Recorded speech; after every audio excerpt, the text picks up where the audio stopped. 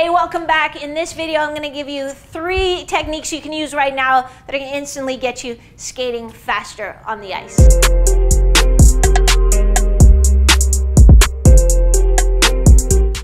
So I think it's something that as goalies we ignore a lot. We think a lot about our agility and our movement in the crease, but we don't think that much about just our full out skating speed. And it's something that's important, especially even at training camps, tryouts. If you want to stand out on the ice, beat some of the forwards in the defense in the skating drills, and you're going to have coaches on the sideline turning to each other, and they're going to automatically say, oh man, like that guy's in great shape. So that's what we're going to dive into today. I'm Maria from GoalieTrainingPro.com. I'm an exercise physiologist. I specialize in off-ice training of goalies. Let's get at it.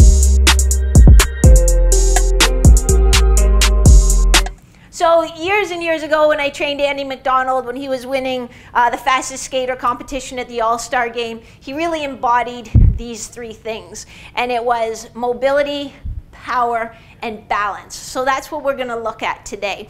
Number 1, mobility. You have to be able to move, and for max skating speed, it's really opening up your hips so that you can take a full stride. It makes your skating more efficient. It takes away the sort of the wear and tear and the extension on your back. So that's ingredient number 1. Power is you need to be able to apply your force very, very quickly. So it's like if I was going to shot put, I could put the same amount of force, it requires the same amount of force to take, if I have a 15-pound shot put, it takes the same amount of force for it to go from here to here slowly. Or, I can put more speed into it, and then you can see it's going to go further. So really the whole difference of power is how fast you apply your force. And then balance, if you have a little speed wobble, or your alignment's a bit off, or your torso's not stable over your hip, knee, and ankle, that's an energy leak in the system. So then energy from your muscles is just going into trying to correct or counterbalance you so you can propel yourself forward. So we've got 3 exercises that we're going to go over today to help address each of those areas. So this is Carson. He's one of the goalies who trained here forever and ever. He played last season with the Georgetown Raiders and just got home, so kind of excited to see him. But he's going to help us go through some of these drills. So the first thing we talked about was mobility and opening up that hip. And really a lot of the issue is just we're sitting so much that those hip flexors get really tight. And in particular, we're looking at this hip flexor that crosses our hip and our knee, so you have to kind of stretch it in a special way. So instead of just doing this normal position that you'd think of for a hip flexor stretch, what we're going to do is bring Carson's toe up on the wall so that we're flexing at his knee and then extending at his hip, and that's what gives us a really good stretch into the front of the thigh. So the things we want to look for in this one is to make sure that he's keeping his ribs down a little bit, that he's not extending in his back, because when this muscle is overly tight and we stretch it, it's going to pull the pelvis forward. So he's got to keep his ribs down so that doesn't happen. That's a pretty good stretch for you, isn't it? Oh, yeah. Yeah. So what we could even do is 2 ways we could make it a little less of a really strong stretch. We could have him just come forward a little bit at his torso, just till he finds like, okay, now that feels like a good but comfortable stretch. Or we could have him just move his knee forward on the pad so his foot isn't quite so high up on the wall. And then that feels like a little bit better stretch too, doesn't it? Yeah. So he's going to hold this for about 30 seconds. We're going to do that on each side. And what that's going to deliver is just this ability that when he's taking a full stride, when he's just full skating, that he can get that hip extension rather than getting stuck here and then maybe having to use his low back. So we talked a bit about power, and this is a nice foundational power exercise. So it's a lunge lateral to a balance. So if I do a lunge lateral, I step out to the side, and then I drive up hard, and I try to find that transitional balance that kind of feeds into part number 3. The big key points here when we do it is we want to have that shoulder, hip, knee, and ankle all stacked. So we don't want to be way out here because it's kind of hard to generate power when my foot isn't underneath me. We don't want to have our hips outside because, again, then we're off balance. So we want to find that stack and then drive all the way up and find our perfect point of balance. Carson's going to come in and show us how it's really done. So here you can see he's got his shoulder, hip, knee, ankle, nice and stacked. If his stance is too narrow, his hips are going to be outside and he's going to be kind of twisted. If his stance is too wide, which is the common mistake, then you can see his hips nowhere near over his ankle. So get back the way you were there. Perfect. Yep, this knee is extended, shoulder, hip, knee, ankle stacked. Now he's going to drive from his hip all the way up to find that perfect point of balance. Then he'll come back out into his lunge. Good. Driving up, finding that balance. Yeah, and he's going to stick there for 2 to 3 seconds, deliberately sticking there, a big, big push up. Good. And stop. Now we can make this a little bit more challenging for him, so he's just getting the feel of the technique, and that's where you should start. But we can make it harder by adding dumbbells. We can do it in a landmine. We can do it with a barbell. I'm going to show you the dumbbell and the landmine variation. So when we use the dumbbells, this is almost my preferred position, sort of holding them right at the shoulders. It's okay if they rest on the shoulders, but your shoulders are going to get tired. We only do this early in the season, almost to keep you from using weights that are too heavy.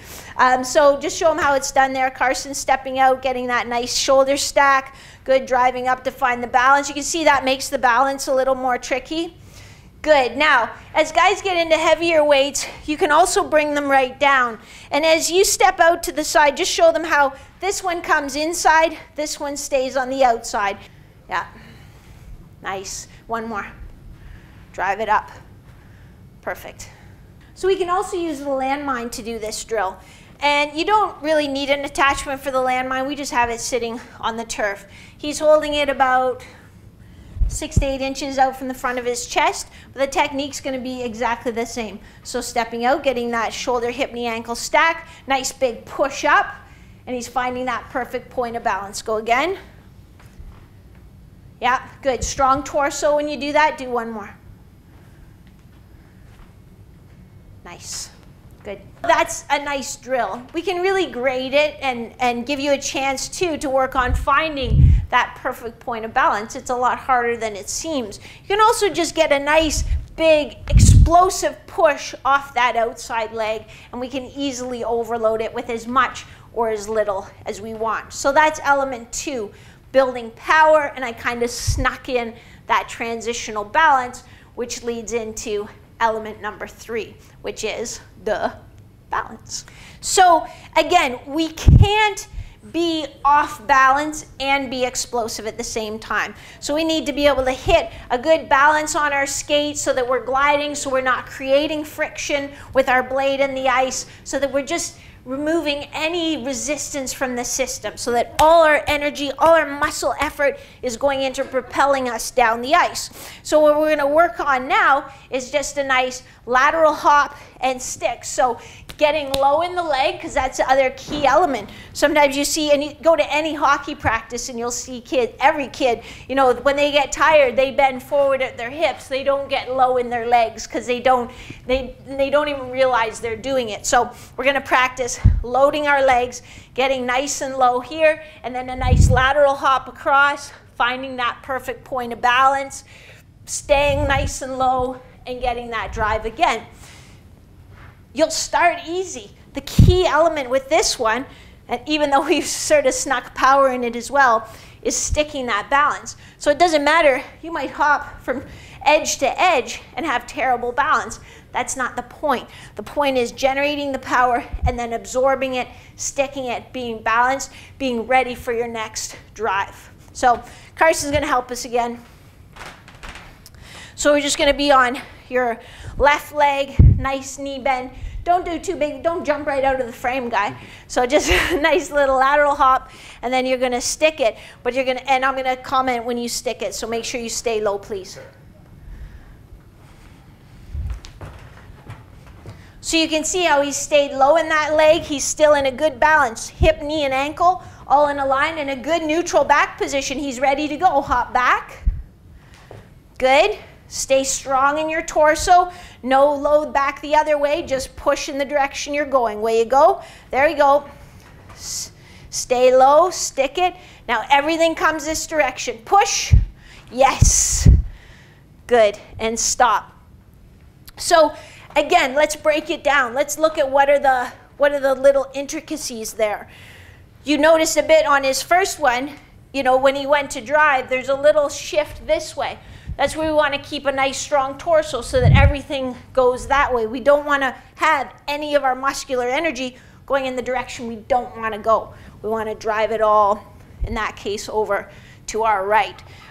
Staying low. So when you get to that position, are you creeping up, or are you staying in that good knee bend position so that you're ready to drive, you're ready and you're reactive? This even translates to just your ready position on the ice. You don't want to slowly get standing up in your legs and bending forward at your hips. You don't want to just get standing up more and more, because we have no power from this position. So if our knees aren't good and bent, so if I'm just here and I need to drive explosively, you know, that's all the power I have at my disposal. Whereas if I'm here and I'm in my crease and I need to drive, you know, I've got, well, did I stay in the frame there, Lukey, or did I clear it by a couple inches? Yeah, but you can see how you have a lot more power. So when you do these drills, think of them as skills that you're practicing. It's not just, oh, okay, yeah, I'm going to hop and balance, whatever. It's like, I'm going to clean up my movement pattern. I'm going to execute it with precision, with perfection. I'm going to have that stack. I'm going to keep my knee bent. I'm going to be strong in my torso so that I'm not losing any energy when I move laterally. I'm going to find that perfect point of balance. And then you can take these things and think about them when you're on the ice as well. And there will come a time when you can overload them. We showed you a way you could overload the lunge lateral to balance. We use the dumbbells. We showed you the landmine. We do the lateral hop. A lot of you see NHL goalies doing lateral movements on the ice with a medicine ball. We can do that off the ice as well, but don't you dare even think of adding overload until you can do a full explosive lateral hop and stick with perfect balance as far as you can go each direction. And when you can do, you know, 6 reps in a row, pushing as hard as you can, sticking that balance for at least 3 seconds, then you're probably ready to add a little bit of overload. And that'll be kind of a topic for another day. But again, a lot of times it's like we don't want to work on the basic. We want to just, oh, this looks really cool, I'm going to use a medicine ball. And what you're doing is teaching yourself bad habits that are going to make you actually a little bit slower on the ice. Now, if you are only going to do one of these, I would definitely do the mobility drill, because if you can't move, if you can't sort of extend at your hip without extending at your back, you're not going to be able to maximize your stride. You can't put in the power over the full stride. So if you're only going to do one, I would start with the hip flexor foot on the wall. And really it makes sense, because if you can't move, you can't be a goalie anyway. So if you're not really sure at all what to do other than, okay, I'm going to do hip flexor foot on the wall, there are more goalie-specific stretches that you should be doing. I put together a 14-day program. It's called the Butterfly Challenge, and it's free. And that would be the place to start. I'll put it in the, I'm going to put the link to it in the first comment, so you can go there and click on it and download it for free and start working on that. It'll give you a wider butterfly flare. It's a good program. Then other than that, if you have any questions about this, make sure you leave it in the comments below. Don't forget to like, subscribe, do all those things you're supposed to do. And I will catch you in the next video. See you.